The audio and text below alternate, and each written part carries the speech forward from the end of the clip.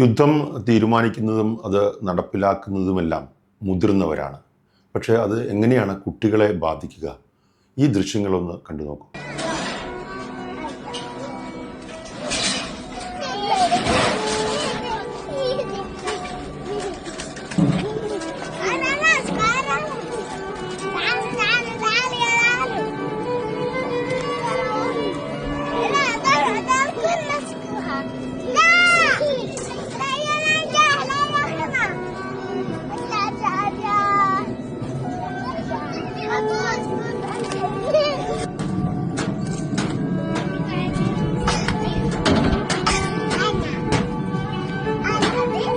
ഗാസയിലെ കുട്ടികളുടെ അവസ്ഥ ചിത്രീകരിക്കുന്ന ഗെയ്ത്ത് ഓഫ് ഗാസ എന്ന പേജിലാണ് ഈ ദൃശ്യങ്ങളുള്ളത്. 4 പെൺകുട്ടികളും ഒരു ആൺകുട്ടിയുമാണ് ദൃശ്യങ്ങളിൽ.